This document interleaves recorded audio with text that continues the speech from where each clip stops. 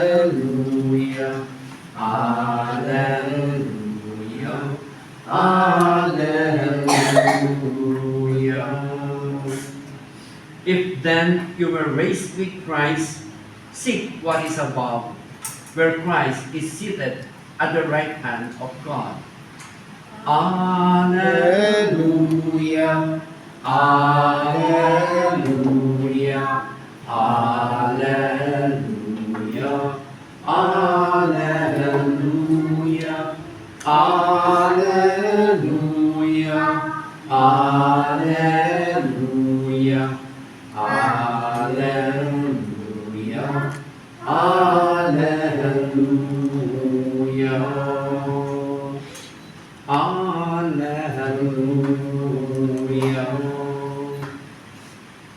The Lord be with you. And with your spirit. A reading from the Holy Gospel according to John.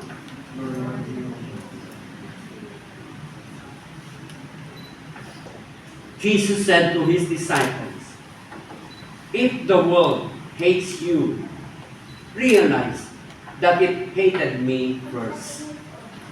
If you belong to the world would love its own.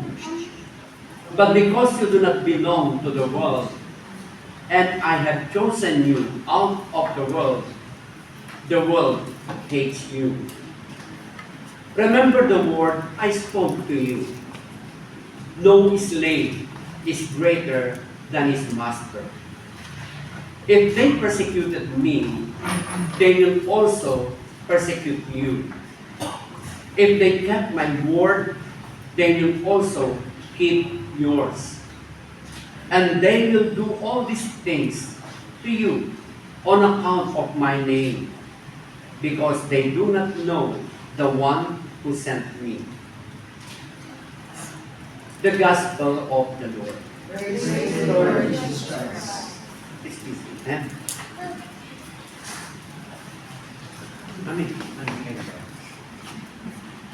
You remember this? Sino ba yung mga ninang dito? Oh, yan. Ninong-ninang. Do you remember this calendar? When we baptized Rose, hindi si Rose ang umakot ng calendar. Kayo, katama mga ninang, pati mga ninang.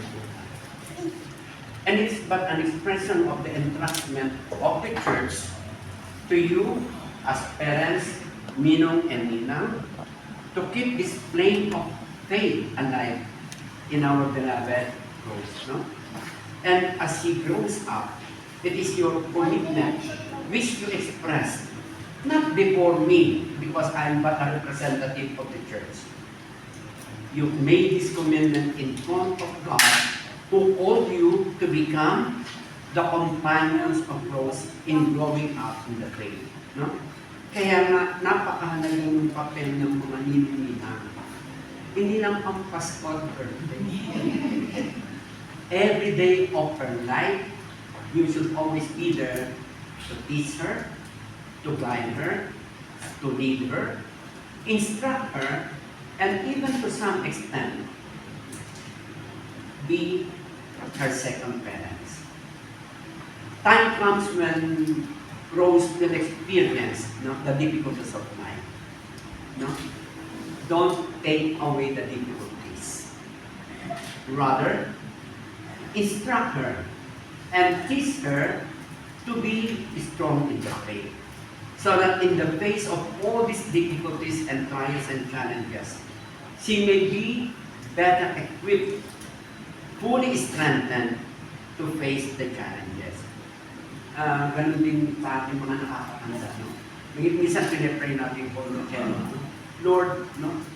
Please, pagalingin niyo po ako. Minsan hindi tayo magaling. Pero po kasi, gumaling mo. Lumakas bigla. Pero bakit matatagal ni Lord? Kung talagang mahal tayo ni Lord, ba't hindi na lang gawing instant yung ating kagalingan? Why? Because He wants us to experience our littleness and unworthiness and our limited capacity, so that we may put our trust in Him. Yun ang nagbibigay sa atin ng matibay na pasya na kumapit kay Lord. Even more so during the difficult times of trials and challenges in life. No? We could not rely on our own strength. It is by the grace of God, it is the strength that comes from God that we overcome these challenges. Sabi nga na St. Paul no, sa kanyang letters, no? It is in my weakness that God makes me strong. And that's what we do also is grow. No? Pati yung kanyang no? Strengthening us through challenges of life. Ano kung nakakita na kayo ng ano, yung halaman na habang lumalaki, no? Yung ko. Anong ginagawa natin? Ha? Nilalagyan natin, stick, tinutukuran natin.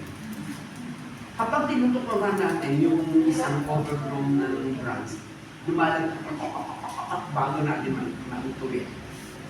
That is very painful for a child to experience how it means to be straightened whenever we become so weak in experiencing this process of being strengthened and given the strength to overcome these challenges. Kaya nga yung inyong papel bilang ninong at nila mga magulang, no? Is very crucial in the proper upbringing of our children. They have not yet been fully instructed, and that's the reason why in their growing up years, you as parents and you as ninong become their first catechist. You become their first catechist to make them fully aware of the dignity they have been given through the sacrament of rebirth, the sacrament of baptism. And reaching the Christian maturity, they will come to realize that the gospel really applies to each and every one of us.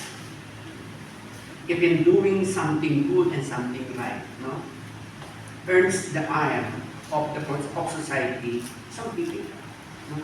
Because Jesus Himself, our Lord and Master, has experienced it first. Kaya sabi ni Lord, if the world hates you, remember, it hated me first. So, ang pagiging Kristiyano natin is not a reason for entitlements and privileges. Rather, it prepares us to be fully aware of our true dignity and calling as Christians, bearing this light of faith, even more so when the whole surrounding is enveloped in darkness. Kaya nga yung napakaganda nung kanta, no? It is better to light just one little candle than to stumble in the dark.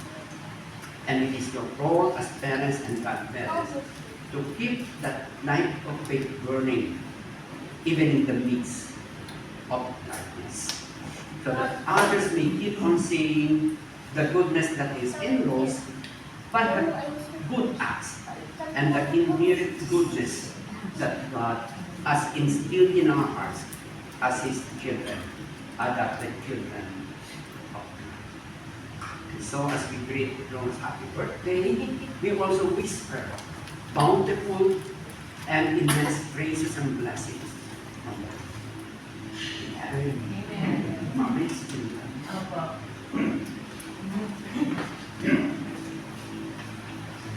Please rise.